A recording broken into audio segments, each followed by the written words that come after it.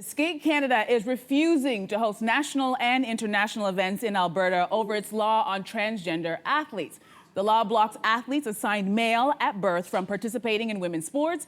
Now, Alberta Premier Danielle Smith called the decision disgraceful and said her government is choosing to protect women and girls in sport. So the question is, was this the right move by the Skating Association? Mel, what do you think? What are your thoughts? You know, it's that last part saying that Danielle Smith wants to protect girls and women. And you know who else wants to protect, especially girls? If you're a trans girl, their families, their parents. And that is not Danielle Smith's territory at all. So in this case, she used, not to get too much into the weeds, but she used the notwithstanding clause so that she's going to block any legal action to changing this. So Skate Canada, and in fact, the actual trans community in Alberta has spoken out about this. There's an organization called Skipping Stone, and they say that they support and advocate for trans people in Alberta, and they said that she hopes that other organizations will consider following Skate Canada's approach as it is welcome as an act of solidarity. Here's where I stand on this. The reason why this is absolute nonsense to me is because Alberta is still going to allow other competitions to come in and other trans athletes to come in and still compete. So this is kind of like one of those things where I'm like, this doesn't even make sense to me. Number two, let the parents decide for their kids what is right for their kids. That's not your business, Danielle Smith. And finally, the trans community is saying, thank you, Skate Canada, for the solidarity, because this is not just about skating in Canada.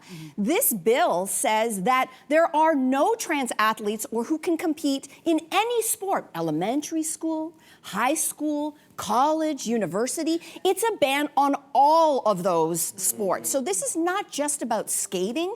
And there's that saying in any marginalized community, not about us, without us. And Danielle Smith, I would like to ask you, how many trans families have you consulted with to make the decisions you are making that are impacting children's lives? What are your thoughts, Craig? Wow. What are your thoughts? First of all, work, Melissa. No, that's passionate. Your gay fans like, yeah, we love Melissa! I think that, like, I do like that Skate Canada was like, well, then we're not coming. I do like that. It shows, you know, solidarity and stuff. I just, like, always think about the communities and, like, how tired trans people are of having to fight for themselves all the time. And, like, I was doing research on this stuff because I was like, maybe there's just statistics that show us that, like, maybe, like, you know, trans females are, like, scientifically proven to be better at this and, like, and all that stuff. But I was like, it seems like, in general, people are, like, really not understanding how powerful women are, trans women, women in general. And then also, there's just, like, this, like, lack of, like, well, if they say that if Skate Canada's not coming, it's like, well, then where do all the trans people go? Like, they're still in the community sitting there without this thing now too, but it is good that Skate Canada's doing this because, like, I'm hoping that it causes a ripple effect of other people pulling out of doing events in Alberta, because then it's like, Alberta wants the money at the end of the day, and if these big events aren't coming, they're not gonna get the money, right? So I'm hoping that, like, in a bigger picture play, this works and gets more inclusivity into sports, because I think it's a load of BS. As you said, like, listen to your children, let people be who they want to be.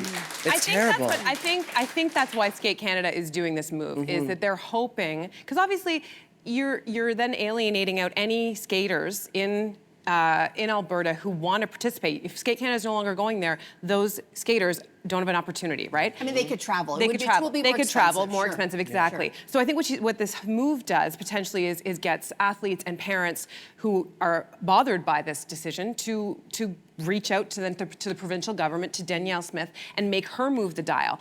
But what I think is part of the conversation that is maybe not being addressed right now is the fact that Danielle Smith, like a lot of Republicans in the United States, a lot of extreme right-wing people in Canada, not all by any means, is bringing up this trans issue over and over again, this trans in sport, and it is like trying to make a mountain out of a molehill. The fact is we don't have any data. This gives the impression that there are tons and tons of trans athletes trying to penetrate into women's sports. And that, to me, just isn't true. It's actually creating a fear and a kind of mythology around this that is actually way overblown, in my opinion. And I think what that does is that it destroys distracts us from the main issue. Because when Danielle Smith is saying, oh, it's inequity, we want to protect women from being unfairly having trans women come into the space. It's not fair to women. No, what isn't fair is there are actual inequities between men's sport and women's sport. And therein lies the problem that we should be focusing on.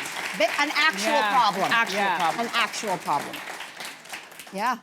Do we have time? Because I'm like, everybody's giving such great points. I'm just going to say something really quickly. I think there's a smart move for one reason. There are a lot of issues that don't always make it to the newscast. And people are saying, why don't you cover this story? Why don't you cover this story? What Skate Canada did by making this move, put it at the top of the newscast, and we are talking about it today. So for that very reason, I'm like, kudos to you. Now, the one thing I wish, and I know it's a really tough situation, and you kind of alluded to it, where I was looking for someone from Skate Canada. I was looking for a Canadian skater, someone who is being impacted by this, just to step forward. And I know it's hard to be the Muhammad Ali of your sport, but I was really looking for a voice today to add to that story, because I think it would have been just a little bit more powerful to let people know the impact that it is having on the young people in that province. But otherwise, great move. We're having the discussion, and that is a huge and important step forward. So for that reason, I like it.